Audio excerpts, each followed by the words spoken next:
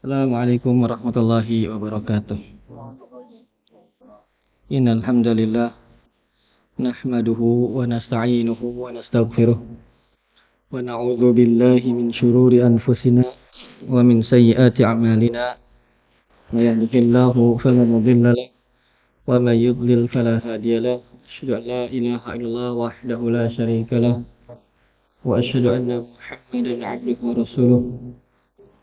يا أيها الذين آمنوا اتقوا الله حق تقاته ولا تموتن إلا وأنتم مسلمون يا أيها الناس اتقوا ربكم الذي خلقكم من نفس واحدة خلق منها زوجها وبث منهما رجالا كثيرا ونساء واتقوا الله الذي تساءلون به والأرحام إن الله كان عليكم رقيبا يا أيها الذين آمنوا اتقوا الله وقولوا قولا سديدا يصلح لكم أعمالكم ويغفر لكم ذنوبكم ومن يطع الله ورسوله فقد فاز فوزا عظيما أما بعد إن أصدق الحديث كتاب الله وخير هدي محمد صلى الله عليه وسلم وشر الأمور محدثاتها كل محدثات بدعة وكل بدعة ضلالة وكل ضلالة في النار. Alhamdulillah, segala puja dan puji syukur senantiasa kita panjatkan kepada Allah Subhanahu wa taala. Pada sore hari ini Allah Subhanahu wa taala masih mempertemukan kita, memberikan kepada kita kesempatan untuk mengisi waktu-waktu di saat bulan yang sangat mulia ini, di bulan Ramadan ini. Semoga Allah Subhanahu wa taala menyibukkan kita dalam ketaatan kepadanya. Salawat berserta salam semoga tercurah kepada Nabi kita Muhammad sallallahu alaihi wasallam, pada istri beliau, karib kerabat beliau, sahabat-sahabat beliau, dan orang-orang yang mengikuti mereka dengan baik. Bapak-bapak dan ibu-ibu yang dirahmati Allah Subhanahu wa taala, kembali meneruskan pembelajaran kita pada buku Kitab Tauhid. Telah sampai alhamdulillah pada bab yang keempat. Bab yang keempat. Ya, jadi buku yang kita sedang bahas ini banyak didapatkan di toko-toko buku. Yang kita bahas ini matannya, bapak-bapak dan ibu-ibu yang dirahmati Allah. Atau juga bisa dicari di internet, di PDF-nya, terjemahannya juga sudah ada banyak, insyaallah. Ataupun yang lebih baik lagi memang memiliki bukunya. Dan buku ini sudah banyak yang mensyarah dari kalangan para ulama, baik terdahulu ataupun ulama-ulama belakangan kontemporer. Di bawah yang dan ibu-ibu yang dirahmati Allah Subhanahu wa taala, sebagai bekal untuk pembelajaran kita yang diperlukan pertama adalah matannya, matan Kitab Tauhid, hendaknya diupayakan ada. Kemudian selain itu buku catatan serta alat tulisnya, agar nanti mungkin ada faidah, pelajaran-pelajaran yang bisa dirasakan penting, bisa bapak-bapak dan ibu-ibu mencatatnya. Kalau ibu-ibu, mohon maaf, ada bawa buku catatan ibu-ibu? Alhamdulillah. Ya, jadi nanti kalau memang sekiranya ibu-ibu atau bapak-bapak membawa buku catatan, nanti saya akan pelan-pelan penjelasannya. Tapi apabila tidak, mungkin tidak terlalu perlahan gitu ya, biasa. Kalau bapak-bapak dan ibu-ibu membawa alat tulis, insyaallah akan saya upayakan perlahan agar bisa sempat ditulis yang sekiranya penting. Bab yang keempat adalah berjudulkan al-khawfu minasyirki, takut terhadap kesyirikan. Takut, bapak dan ibu-ibu yang dirahmati Allah, sebagaimana yang telah kita ketahui bersama maknanya, Ya, takut adalah maknanya tawakku'ul makruh, yaitu memprediksi sesuatu yang tidak disukai. Itu disebut dengan takut, ya. Memprediksi akan terjadi sesuatu yang kita tidak sukai, maka itu disebut dengan. Dan takut itu secara global terbagi menjadi dua macam. Ada yang pertama, takut ibadah.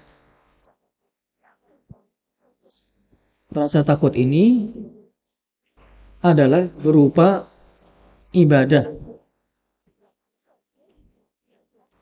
Nah, tatkala jenis takut ibadah ini dipalingkan kepada selain Allah, maka seseorang terjatuh ke dalam perbuatan syirik. Lalu bagaimana gambarannya takut yang berupa ibadah? Atau kapan takut itu disebut takut ibadah? Tatkala seseorang takut kepada selain Allah pada hal-hal yang tidak dimampui melainkan hanya Allah saja.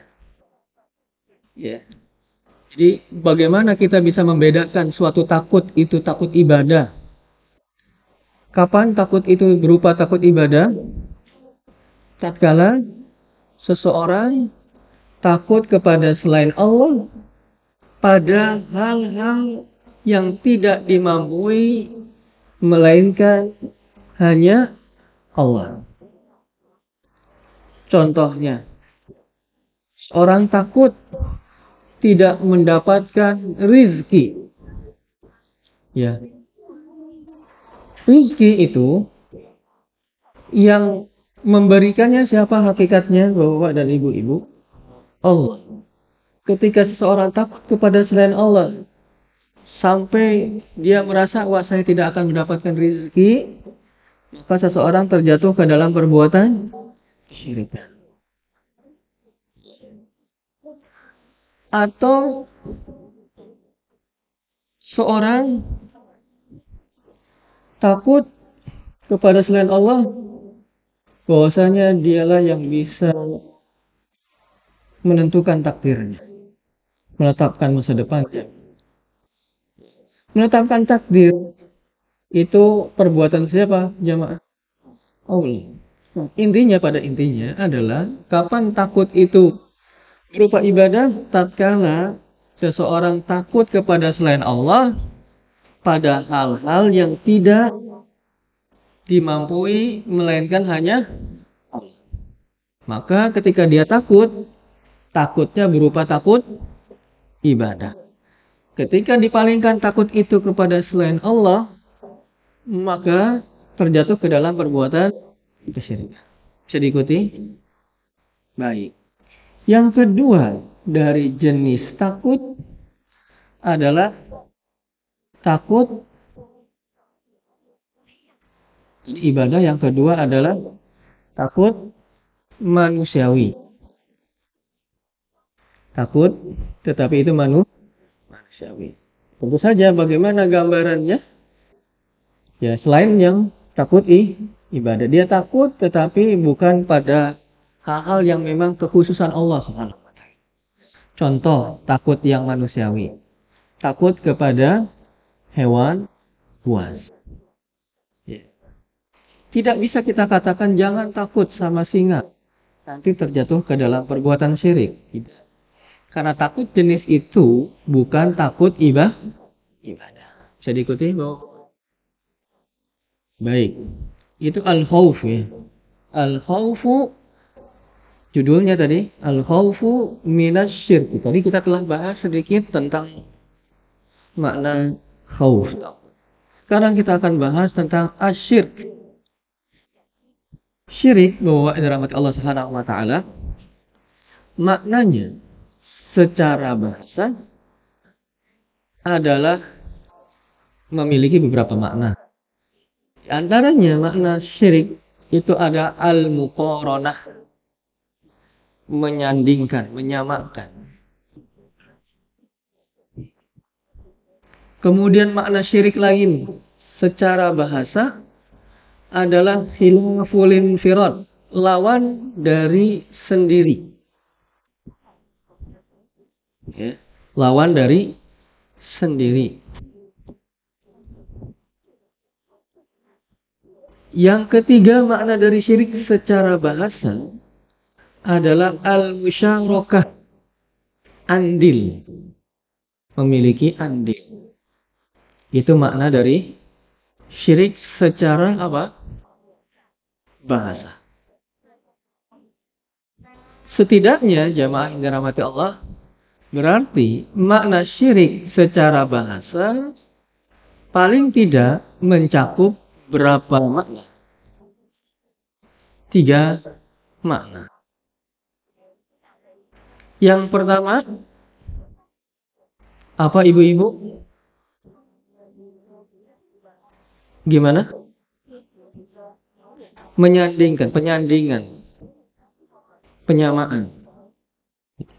Yang kedua, lawan dari sendiri. Yang ketiga, musyarakah, andil, punya peran serta, punya andil. Nah, itu secara bahasa, dan ini sangat-sangat mirip dengan makna syirik secara istilah. Penyamaan, lawan dari sendiri, kemudian memiliki peran serta atau andil. Sangat berkaitan dengan makna syirik secara istilah.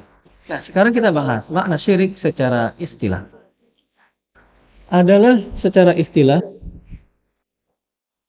ittikhazu an-niddi ma'allah, menjadikan tandingan selain Allah. Itu makna dari syirik, menjadikan tandingan selain Allah. Tadi kan sangat mirip dengan makna secara bahasanya.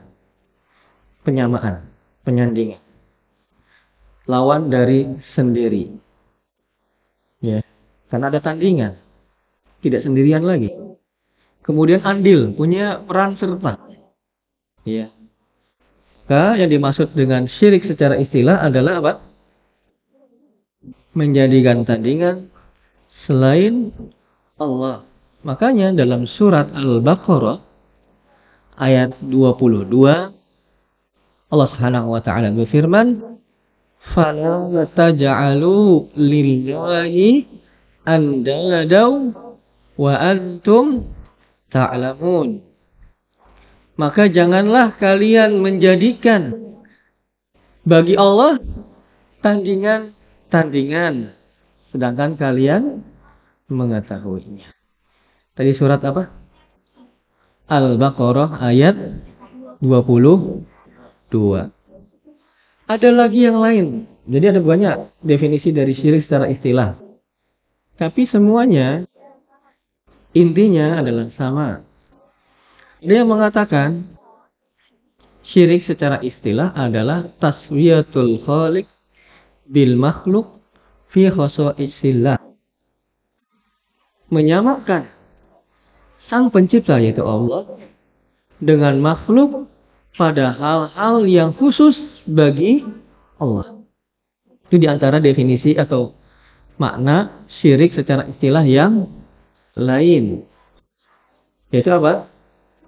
Menyamakan sang pencipta ya, dalam kurung Allah dengan makhluknya pada kekhususan Allah.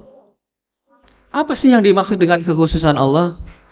Dalam rububiyahnya, dalam uluhiyahnya, dalam asma wa sifat.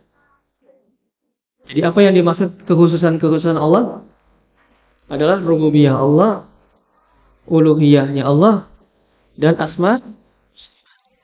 Itu berkaitan dengan judul babnya, takut dari syirik. Bisa diikuti bapak-bapak dan ibu-ibu sampai di sana? Insyaallah, ini judulnya ya. sedang membahas judul bab yang sedang kita baca, takut dari syirik. Baik, gak apa-apa ya bapak-bapak, ibu-ibu, kita seperti belajar. Memang sedang belajar kan begitu. Ya. Kita murojaah. Takut kepada kesyirikan. Yang dimaksud takut adalah apa? Apa yang dimaksud dengan takut?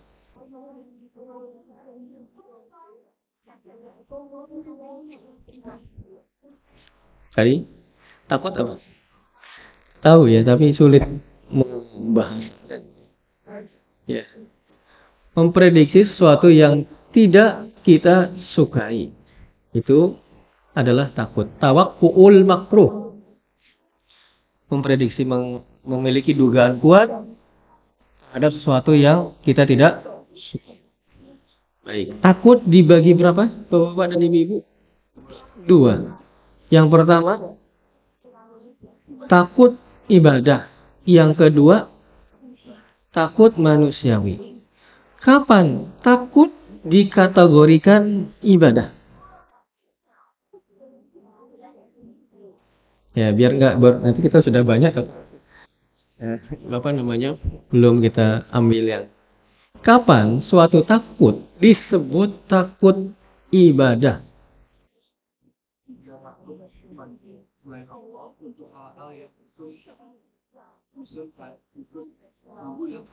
Ahsan. Takut kepada selain Allah pada hal-hal yang tidak dimampui melainkan hanya Allah.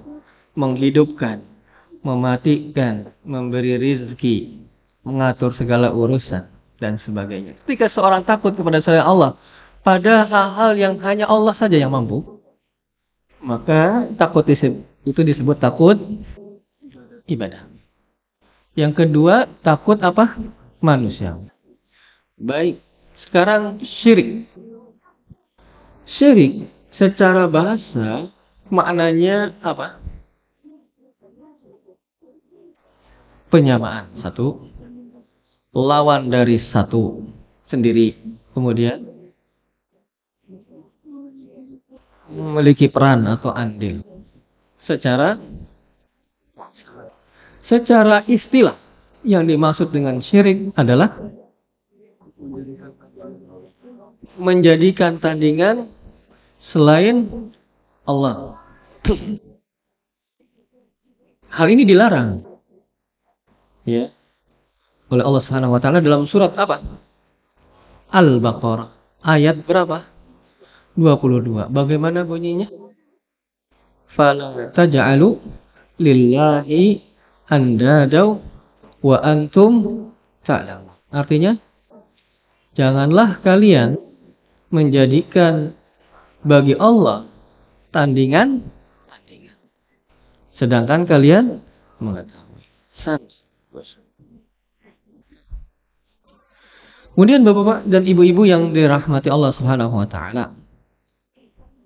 Lalu apa kaitan bab ini di dalam kitab Tauhid? Ya, kaitan bab yang sedang kita bahas ini apa sih kaitannya dengan judul buku kita, yaitu Kitab Tauhid. Ini bab yang keberapa, bapak-bapak dan ibu-ibu? Bab keempat. Berarti ada 3 bab yang mendahuluinya. Bab yang pertama tentang apa?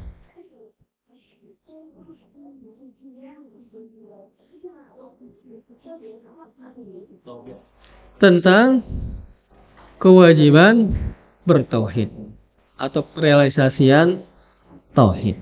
Itu bab yang pertama, wajibnya tauhid. Yang kedua tentang apa?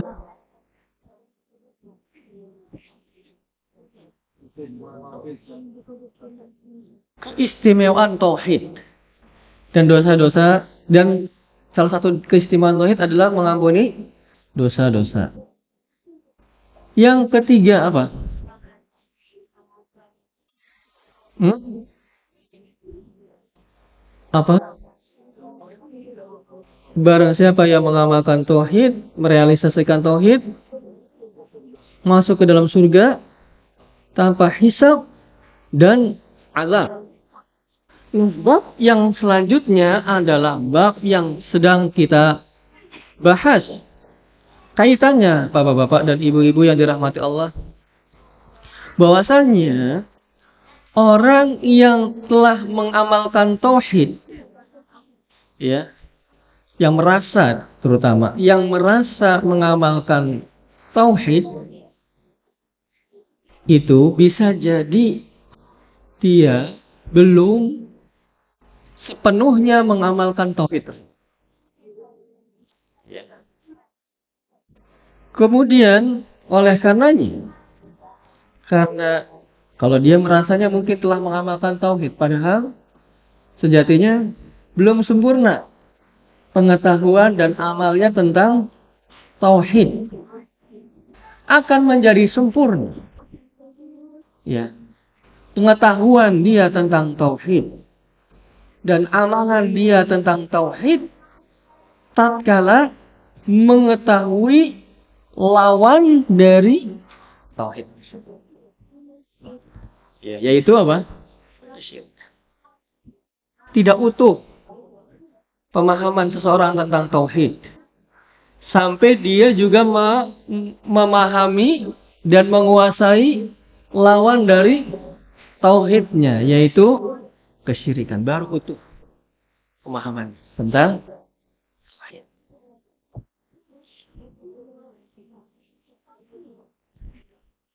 Jadi, bapak-bapak dirahmati Allah Subhanahu wa taala, ya. Demikianlah orang-orang yang beriman. Tatkala dia telah menapaki kebenaran, mengamalkan kebenaran, mereka masih khawatir terjerumus kepada lawannya, yaitu nggak ada satu orang pun, ya, orang-orang yang soleh merasa dirinya aman dari kekeliruan, dari ketergelinciran. Apa buktinya? Apa dalilnya dari hal tersebut? Di antaranya adalah surat Ali Imran ayat 8. Ya. Dalam surat apa? Ini dalil apa? Bahwasanya orang-orang solih itu tidak merasa dirinya aman untuk tidak terjatuh ke dalam kekeliruan, kesesatan, dan selain. Dalilnya adalah surat Ali Imran ayat 8. Sering ayat ini kita dengar di doa khotib tatkala khutbah Jumat. Bagaimana bunyinya? Rabbana. Kalau ibu-ibu bawa Al-Quran, mushaf, ada mushaf ibu? Iya. Saya bantu tuzik halaman 50. Ya, surat Ali Imran. Rabbana la tuzigh qulubana ba'da idh hadaitana. Mereka berdoa, orang-orang soleh ini. Ya Rabb kami, wahai Rabb kami, la tuzigh qulubana, janganlah engkau condongkan hati kami kepada kesesatan. Ba'da idh hadaitana, setelah engkau karuniakan kepada kami hidayah. Lihat bapak-bapak dan ibu-ibu yang dirahmati Allah, mereka setelah mendapat hidayah, kemudian apakah mereka merasa aman? Tidak. Buktinya apa? Masih berdoa kepada Allah. Setelah dapat hidayah, kemudian tidak santai-santai, tidak tenang-tenang, sudah merasa pada zona aman, tapi masih khawatir dalam diri mereka untuk terjatuh ke dalam kesesatan. Makanya berdoa, la tuzigh qulubana ba'da idh hadaitana. Jadi Bapak yang dirahmati Allah Subhanahu wa taala, tidak ada satu orang saleh pun, hatta Nabi, nanti kita baca ayat, sampai Nabi, tidak ada yang merasa dirinya aman ya dari kesyirikan atau kesesatan atau kemunafikan. Ya. Di antaranya lagi, bahwasanya orang-orang soleh tidak pernah merasa dirinya aman, atau tidak tergelincir pada kesesatan, kesyirikan, kemunafikan, dan yang sebagainya. Dalam hadis diriwayatkan oleh Imam Bukhari, hadisnya sahih. Pernah bapak-bapak dan ibu-ibu mendengar sahabat Hudzaifah ibn Yaman? Pernah? Ya. Barusan tapi atau bukan sebelumnya? Ya, sebelumnya sudah pernah dengar? Sudah. Apa salah satu keistimewaan Hudzaifah? Pernah dengar? Apa istimewanya beliau dibanding sahabat yang lain? Adalah beliau mengetahui siapa orang-orang munafik. Orang-orang munafik diketahui namanya oleh Hudzaifah berdasarkan yang dikabarkan oleh Rasulullah SAW kepada beliau. Bahkan sahabat-sahabat kibar yang lain pun tidak tahu. Tapi Hudzaifah tahu siapa fulan, si fulan, si fulan, si fulan tahu. Yang tidak diketahui oleh sahabat kibar yang lain. Siapa contohnya? Umar bin Khattab. Tidak tahu. Makanya dalam hadis tersebut, Bapak yang dirahmati Allah, ya, Umar bin Khattab pernah bertanya kepada Hudzaifah, apakah aku termasuk di antara nama-nama yang disebut dalam orang-orang munafik? Kemudian Hudzaifah mengatakan, tidak. Wala uzaki ba'daka abada. Maka aku tidak akan memberitahu lagi tentang orang-orang yang disebut tersebut. Tidak lagi. Yeah. Umar bin Khattab khawatir dirinya termasuk di antara orang yang munafik. Subhanallah. Ya, takut di antara apa? Orang-orang munafik. Demikian pula beliau Hudzaifah juga pernah dalam hadis Bukhari tadi, kana nasu yas'aluna Rasulullah 'anil khair. Adalah orang-orang itu dulu mereka bertanya kepada Rasulullah tentang kebaikan. Wa kuntu as'aluhu 'anil syarr, dan aku dulu bertanya tentang keburukan, makhofatan an yudrikani, khawatir keburukan itu mengenai aku. Khawatir, tidak merasa aman. Ya. Karenanya jamaah yang dirahmati Allah Subhanahu wa taala, tidak ada satupun orang yang merasa aman dari kemunafikan. Jangan-jangan dia juga termasuk orang yang munafik. Dan tidak ada satupun orang yang merasa aman dari berbuat syirik. Jangan-jangan dia juga berbuat kesyirikan. Makanya tidak ada ya orang-orang soleh itu mereka merasa dirinya aman dari kesyirikan, dari kesesatan, dari kemunafikan. Itu korelasinya atau kaitannya bab yang sedang kita baca dengan pembahasan kitab Tauhid kita. Bisa diikuti sampai di sana, Bapak? Ibu-ibu bisa diikuti? Baik. Ya. Kenapa? Tanya. Kita harus merasa khawatir dari perbuatan syirik, perbuatan munafik, kesesatan, ketergelinciran. Maka kenapa, Bapak dan Ibu-ibu? Kenapa sebabnya?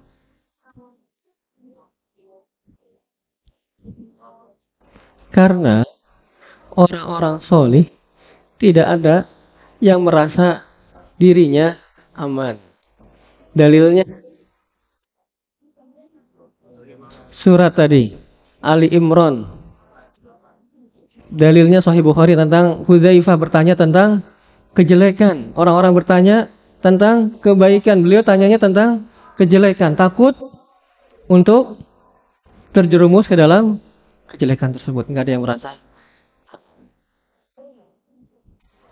Baik. Kita masuk ke dalam dalil-dalil yang dibawakan oleh penulis rahimahullahu ta'ala. Sebab kenapa kita harus takut kepada kesyirikan? Di antaranya adalah firman Allah dalam surat An-Nisa ayat 48. Sebenarnya ada dua ayat dalam surat An-Nisa ini yang redaksinya mirip. Surat An-Nisa ayat 48 dan surat An-Nisa ayat 116 sama redaksinya. Ya. Redaksinya sama, yaitu yang kita baca. Innallaha, sesungguhnya Allah, la yaghfiru, tidak mengampuni, an yushraka bihi, dosa kesyirikan, wa yaghfiru, dan mengampuni, maduna dzalika, dosa yang di bawah kesyirikan. Berarti kalau dosa di bawah kesyirikan apa? Maksiat. Duna dzalika liman yasha, bagi siapa yang Allah kehendaki. Nah, Bapak-bapak ini rahmati Allah Subhanahu wa taala, kenapa kita perlu takut kepada kesyirikan? Karena ayat ini, surat apa tadi? An-Nisa ayat berapa? 48 dan 116. Allah berfirman, sesungguhnya Allah, innallaha la yaghfiru, tidak mengampuni. Yaghfir itu kalau kita belajar bahasa Arab, itu dari masdar, dari kata dasarnya adalah maghfirah atau mikfarah atau maghfirah.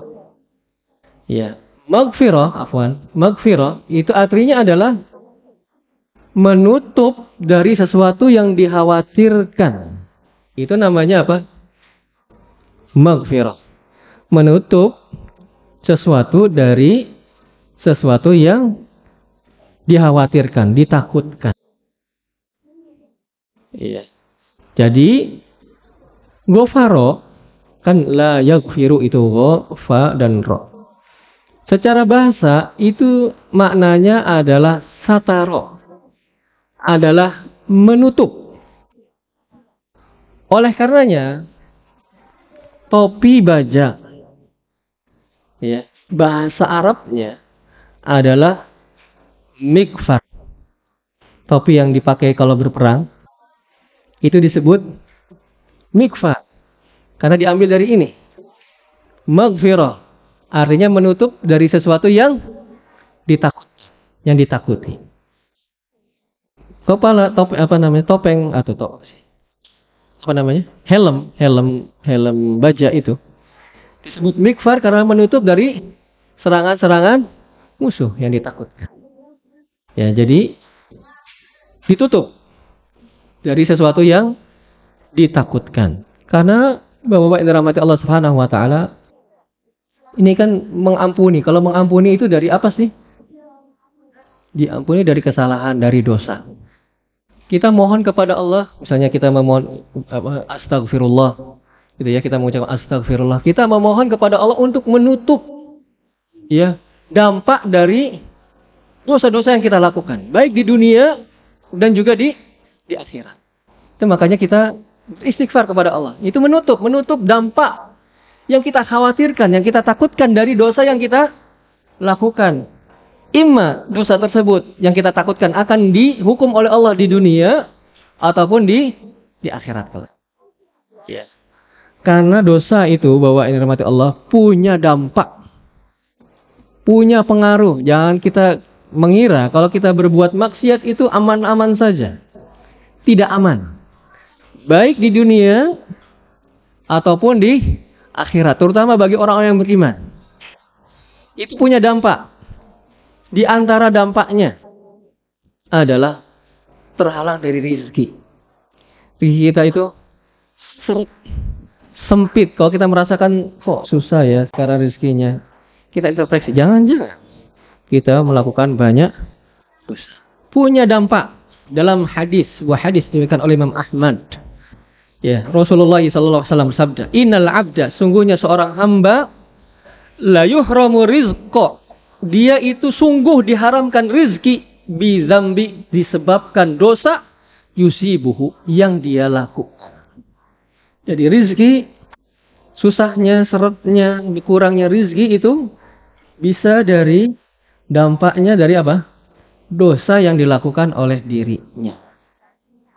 Jadi kita ketika memohon ampun, beristighfar kepada Allah, minta ditutup.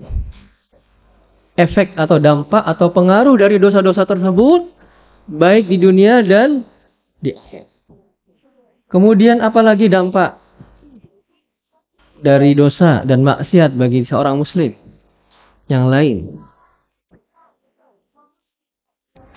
Sulit dikabulkan doanya. Kita juga berdoa, banyak sekali kita berdoa. Kayaknya enggak diijabah. Kita perlu curiga kepada diri kita, jangan-jangan itu terlalu banyak maksiat. Ya, bagaimana ada seorang laki-laki ya dalam hadis arba'in itu yang acak-acakan rambutnya berdebu, ya, lusuh. Kemudian yamuddu yadai, dia mengulurkan kedua tangannya, ya Rabbi, ya Rabbi. Kemudian Rasulullah mengatakan, wa mat'amuhu haram, mashrabuhu haram, malbasuhu haram. Makanannya haram, minumannya haram, pakaiannya haram, fa'ana yustajabu lahu. Bagaimana dia mau diijabah doa? Jadi punya efek.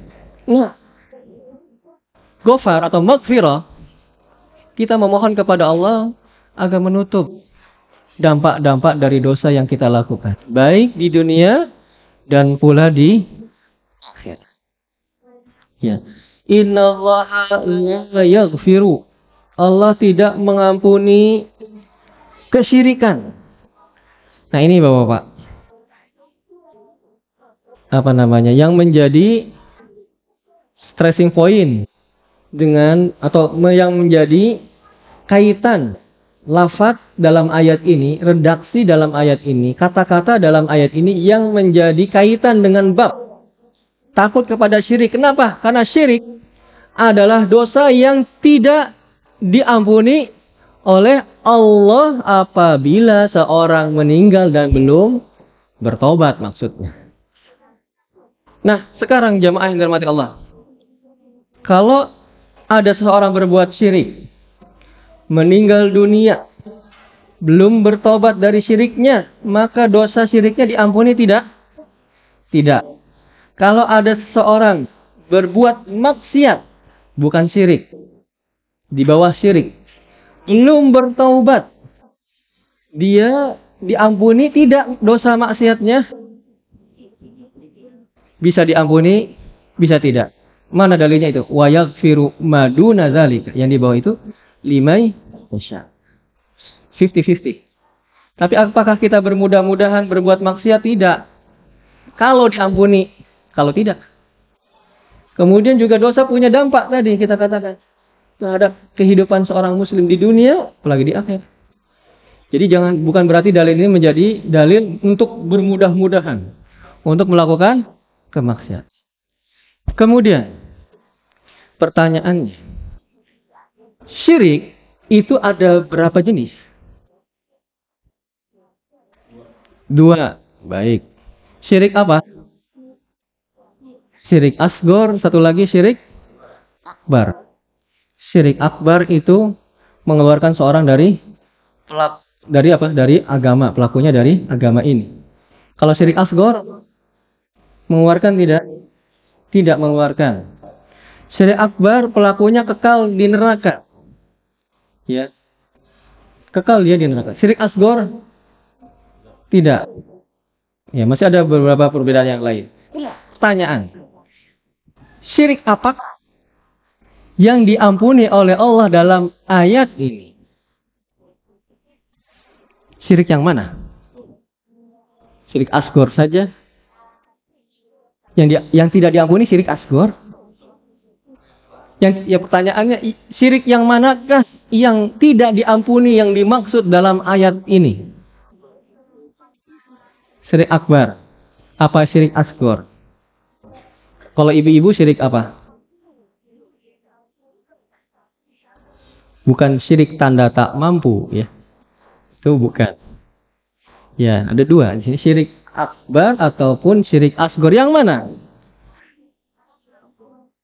Bapak-bapak, syirik akbar. Kenapa syirik akbar? Kan sini syirik. Allah tidak mengampuni dosa syirik. Maka jawabannya, para ulama berbeda pendapat tentang masalah ini.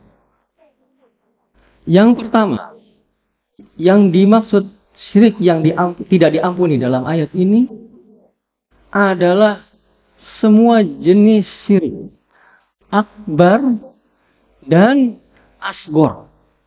Makanya perlu hati-hati. Ya, di antara para ulama ada yang berpendapat semua jenis syirik tidak diampuni karena umum dalam ayat ini. Sungguhnya Allah tidak mengampuni dosa syirik.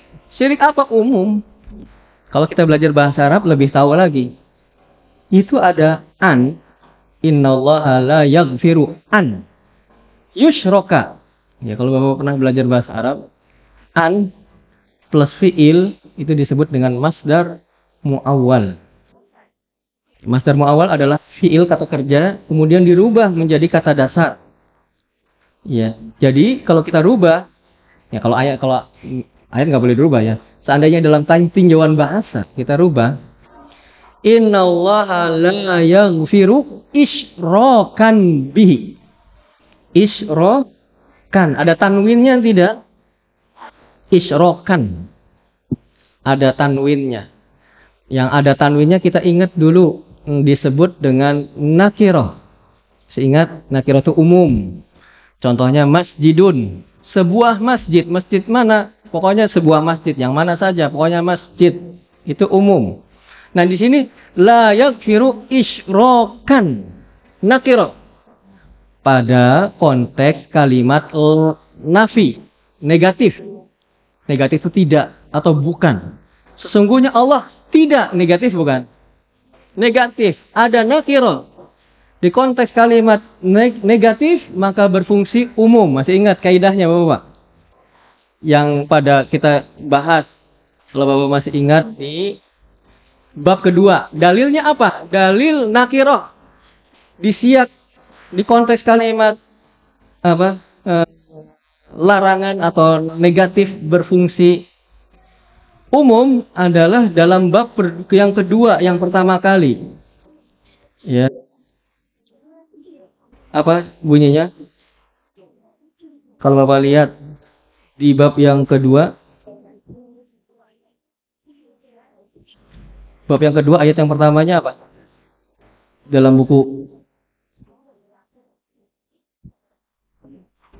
Itu dalil bahwasannya apa? Nakirah di dalam konteks kalimat negatif berfungsi umum. Alladzina amanu walam yalbisu imanahum bidzulmin. Zulmin nakirah. Ya tidak ada tanwinnya tidak. Di konteks kalimatnya apa? Negatif apa positif? Alladzina amanu, orang-orang yang beriman dan tidak mencampuri. Tidak itu negatif apa positif? Negatif. Berarti berfungsi umum karena ini pernah disalahpahami oleh para sahabat. Ya, kalau kita buka tafsir Ibnu Katsir, ketika mendengar ayat ini, imanahum bidzulmin, maka syaqqa dzalika 'alan nas. Hal tersebut memberatkan para sahabat. Aduh. Karena kenapa memahami zulmin itu adalah umum. Kemudian mengatakan, ya Rasulullah, Fa ayyuna la yazlim nafsahu, wahai Rasulullah, siapa sih yang tidak pernah mendolimi dirinya karena memandang itu nakirah. Di konteks kalimat apa? Negatif, fungsinya umum. Kezoliman, zolim apa? Umum. Siapa kalau begitu? Nah, makanya ini dalilnya. Salah satu dalil bahwasannya tadi ya, rumus atau kaidah nakirah di konteks kalimat negatif fungsinya umum, yaitu surat apa? Al-An'am ayat 82. Ketika ini turun, maka ya para sahabat merasa karena memahami zalim itu adalah secara umum. Nah, kembali kepada ayat yang sedang kita baca. Innallaha la yaghfiru an yushraka. Tadi ada nakirah di konteks kalimatnya negatif. Berarti berfungsi apa? Umum. Kalau umum berarti syiriknya syirik apa? Itu khusus berarti kalau hanya syirik asghar saja. Hah? Umum berarti apa, ibu-ibu? Ibu-ibu? Kalau syirik yang tidak diampuni dalam ayat itu adalah umum, berarti syirik apa saja yang tidak diampuni, ibu-ibu? Semuanya kan umum. Iya. Di antara para ulama ada yang mengatakan semua bentuk syirik, mau besar mau kecil, itu tidak diampuni oleh Allah kalau seorang pelakunya belum bertobat ketika hidupnya. Bisa diikuti Bapak-Bapak? Ibu-ibu bisa diikuti? Baik. Jadi jenis syirik apa yang tidak diampuni dalam ayat itu?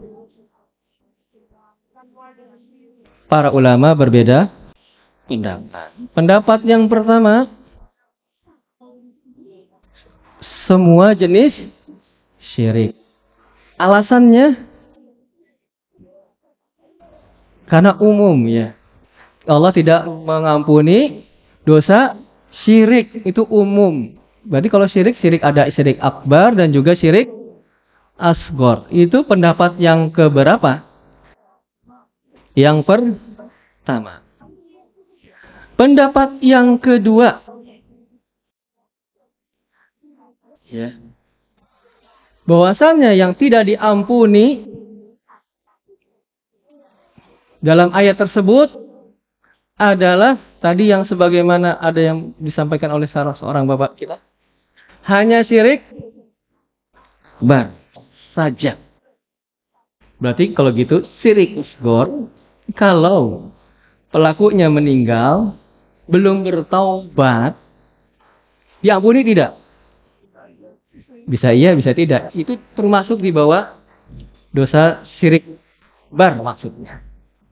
Ya, jadi pendapat yang kedua yang tidak diampuni hanya syirik akbar saja.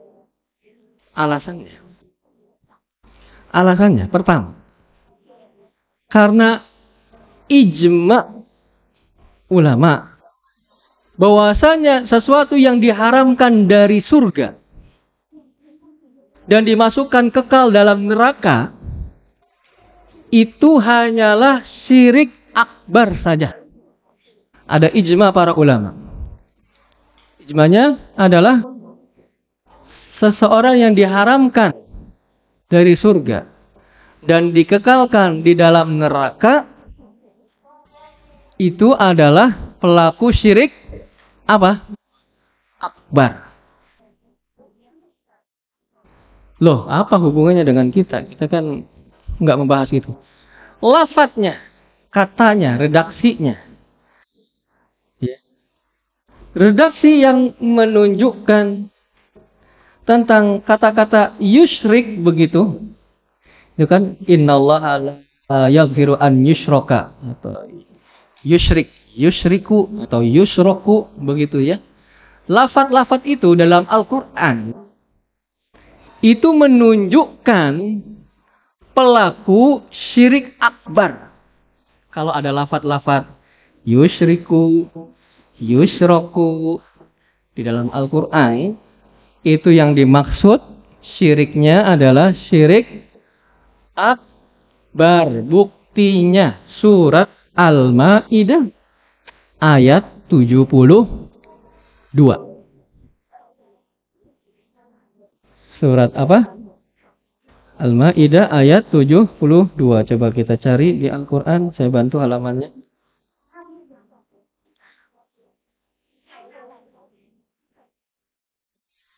Innahu man yusyrik billah.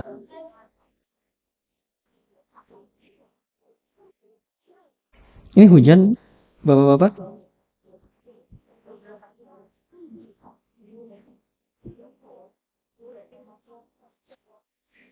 Halaman 120 di mushaf mungkin sama barangkali halamannya.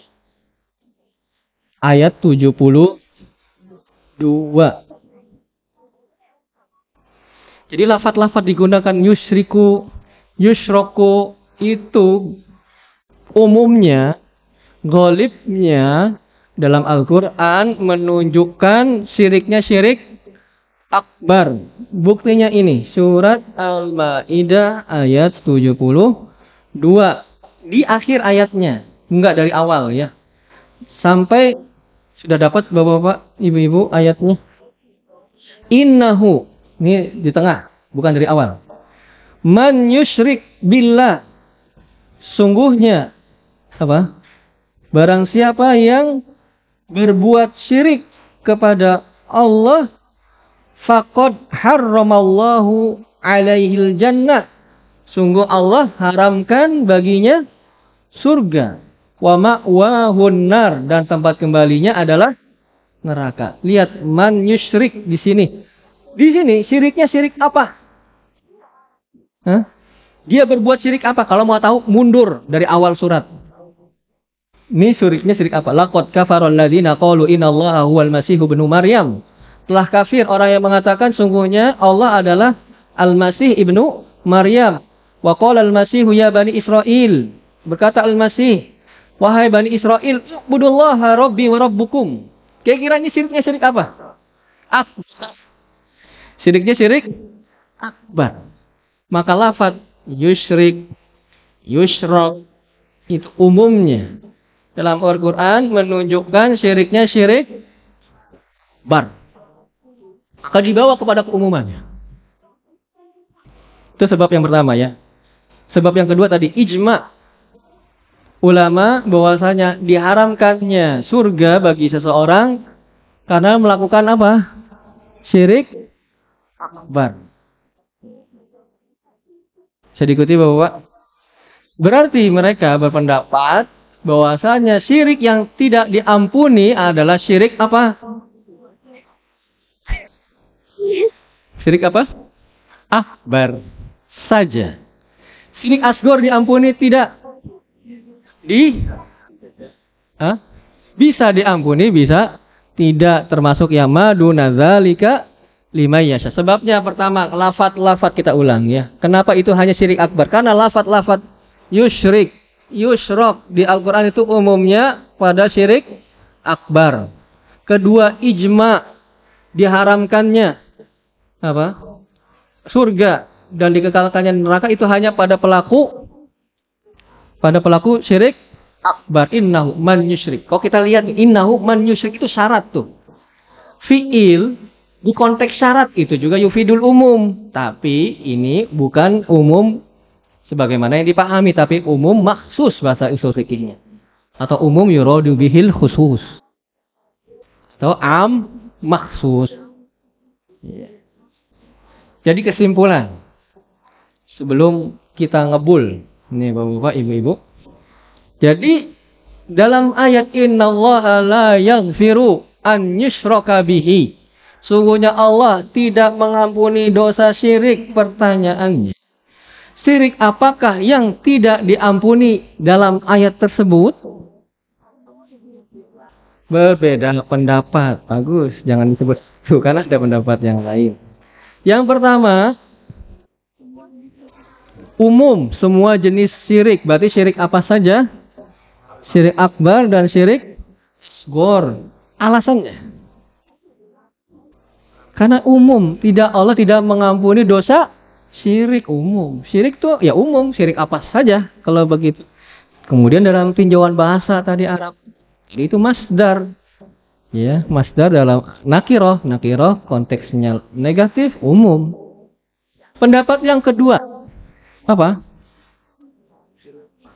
Hanya akbar saja, bukan asgor. Alasannya karena lafaz yushrok dalam Al-Quran itu umumnya digunakan untuk syirik akbar.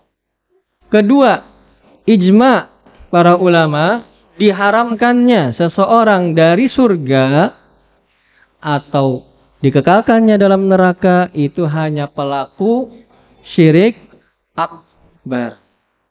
Lalu mana dari yang keduanya yang dipilih? Maka jawabannya yang mana Bapak-bapak?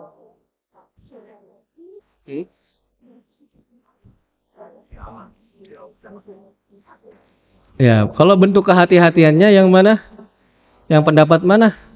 Yang pertama. Oleh karenanya, Syekhul Islam Ibnu Taimiyah itu berbeda-beda. Satu tempat beliau mengatakan tidak diampuni umum, di tempat yang lain apa? Hanya syirik akbar saja yang diampuni.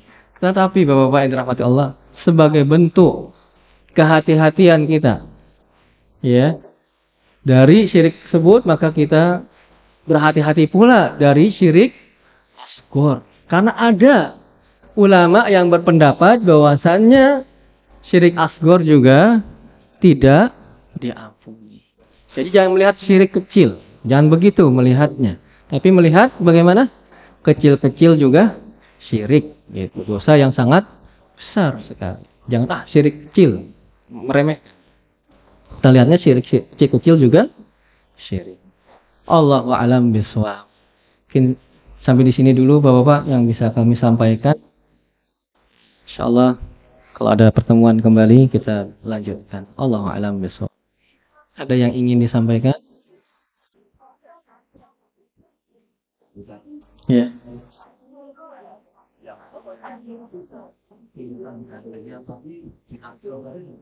Iya, umum. Makanya kuat, dalilnya juga kuat. Iya. Ini umum. Ini dari tinjauannya dari bahasa. Ya, makanya bahasa Arab itu punya peran besar ya dalam syariat. Ya, ini tinjauannya bahasa. Iya, kalau belajar bahasa insya Allah paham. Itu nakirah. Oh, itu masdar muawwal namanya. Oh, bisa diganti dengan masdar sorry. Oh, itu kan nakirah. Allah. Baik, semoga bermanfaat Bapak-bapak. Semoga kita dijauhkan dari dosa kesyirikan. Semoga kita senantiasa khawatir dan takut akan terjatuh kepada perbuatan-perbuatan kesyirikan, dosa, maksiat, dan kenifakan dan yang lainnya. Semoga Allah Subhanahu wa taala menjaga keluarga kita dan diri kita untuk bisa taat istiqomah di atas agama ini sampai Allah Subhanahu wa taala memanggil kita. Allahu a'lam bishawab. Subhanakallahumma wa bihamdika asyhadu an la ilaha illa anta astaghfiruka wa atubu ilaik. Assalamualaikum warahmatullahi wabarakatuh.